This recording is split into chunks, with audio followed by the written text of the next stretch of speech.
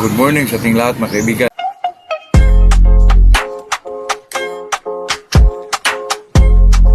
Nandito na naman tayo sa ating channel na Macau si Pip Vlogs po. Dito naman mga kaibigan ay kahit wala tayong ad po ay talagang mag-content pa rin tayo mga kaibigan kasi ito namang inaano natin mga kaibigan ay minsan makakatulong, minsan naman medyo tayo tayo naman dito mga kaibigan talaga pag-usapan natin ay tungkol lang sa manok po.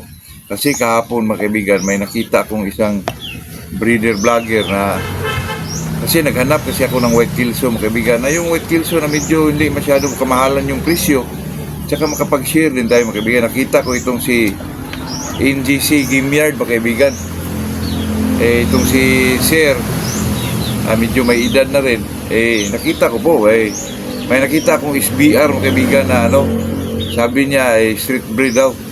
Hindi nagtanong ako mga kaibigan. Sa pagtanong ko, mayroon naman siyang mga white kilso. Nakita ko, puting-puti rin. Nag-comment ako sa kanya sa Facebook, through Facebook po. Doon sa pag-usap namin mga kaibigan, sabi niya, ano yan boss, hindi yan street kilso. Yan po ay process ng kilso at saka 5K sweater po. Yung ibang breeder vlogger doon mga kaibigan, baka binigyan ka rin, baka sinasabi na pure white kilso to, di ba? Kaya itong NGC Game Yard mga kaibigan, ito ay may recommend ko na medyo honest talaga itong si Sir. Kasi po pag mga ganyang bagay mga kaibigan, pag sinasabi sa yung street kilso yan, wala kang magawa po, di ba? Sa akin din mga kaibigan, gusto kong ganun lahat ng breeder kasi sa buong akala mo yan ay pure kilso, hindi pala. Nako, kung i-inbreed mo yan mga kaibigan, ikaw mag-suffer ka doon, di ba? Kasi maganda talaga na honest talaga yung katulad itong si NGC Game Yard. Talagang i-recommend ko ito sa inyo mga kaibigan. Saka hindi siya mahal magbigay po. Saka nakita ko naman itong taong to na pumunta sa Kuja kasi yung Kuja Game Farm sa Cebu yan puro imported halos mga manok po. Nakita naman natin yan sa vlog ni Mr. Kakugi mga kaibigan. Ito naman kasing breeder vlogger tayo, medyo lalo na ngayon mga kaibigan, kuha ka ng mga SBR po, napakamahal mga kaibigan. Lalo na dun sa pinaka main source diyan sa 30,000 na broodcock po. Yung mga pulit diyan mga kaibigan, 15. Kung sa mga breeder vlogger yan, 7,000, 8,000 kay Sir, napakamura lang po.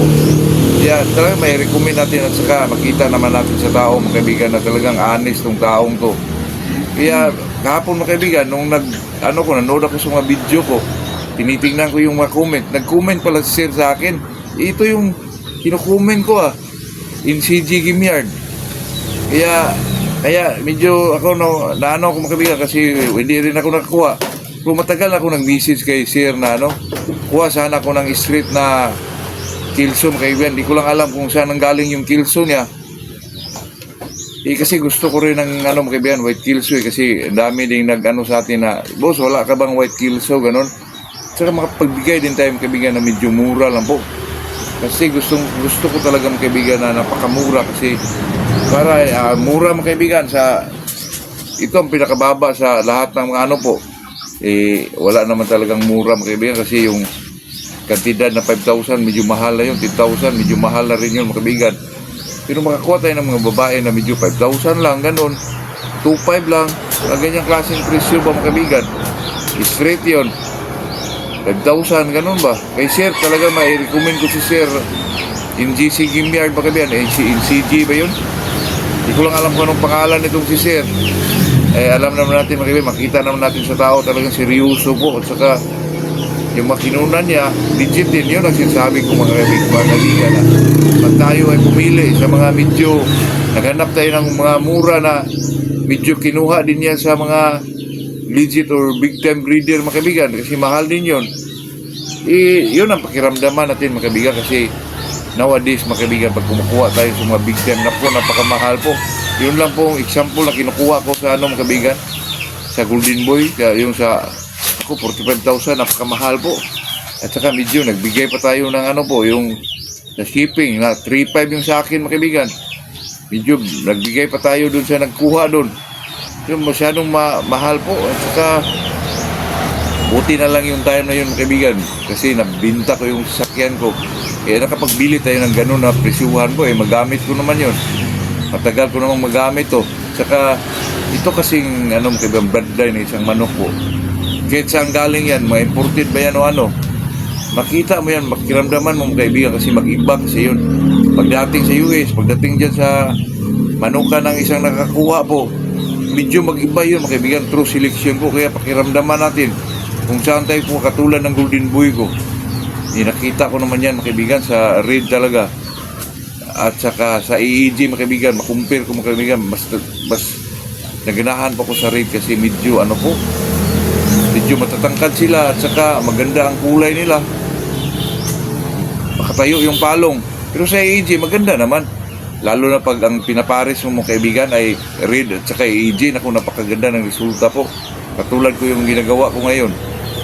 Na yung red ang lalaki, EEG yung mga babae. Naku, mga resulta mga kaibigan. Medyo magtapon sila ng medyo darker at saka light side mga kaibigan. Totoo naman yun, pero sa Kuja, di ko lang alam, nakakuha din si Sir ng Golden Boy doon. Di ko lang alam kung anong mga karakteristik kasi mga kaibigan. Ito kasing bloodline. Pag mahawakan isang breeder, lalo na pag umaabot na ng mga 2 taon, 3 taon, mag-iba po kasi true selection mga kaibigan. Kasi ikaw naman breeder ka. Pag sili ka mga kaibigan, magagamit mo sa sunod na breeding mo. Piliin mo talaga yung, siyempre, true kaibigan. Through conformation po, yung kurmahan ng isang manok. Ano bang gusto mo? Gusto mo ba ng medium to high or high station ba? O sa akin, mga kaibigan, talaga medium lang po gusto ko kasi katulad nung kinuha ko sa raid, mga kaibigan, naglabasan pa rin po, nagtangkaran, mga kaibigan. Kasi naman, pag ako ay namimili, mga kaibigan, tinitingnan ko rin yung kulay at saka yung formado ng katawan. Yan talaga ang hinahanap natin mga kaibigan. At saka mag-iba yan. Pagdating ng ilang maabot na ng 3 years to 5 years, mag-iba yung nag-transform yung mo mga kaibigan, manok kasi true selection. Mas lalong gumaganda po. Totoo yan mga kaibigan. Kaya sa akin naman, tayo naman pinag-usapan natin to kasi kahapon kasi nakita ko yung si Sir in CJ Game Yard. Mura lang siyang magbinta din mga kaibigan. At saka nakita ko rin na medyo malapit lang dito sa ating area po. Kaya, pero wala siyang kaibigan, nagsabi talaga siya sa akin na ito'y cross ng 5K. Ganun, natuwa din ako mga kaibigan na nag-visit sa atin yung tao. Hindi ko lang nakalimutan. Sana sir, mag-comment ka anong pangalan mo po. Ako'y i-recommend ko itong si yung CG Gamer na pwede kayong kumuha dito mga kaibigan kasi honest tong taong to.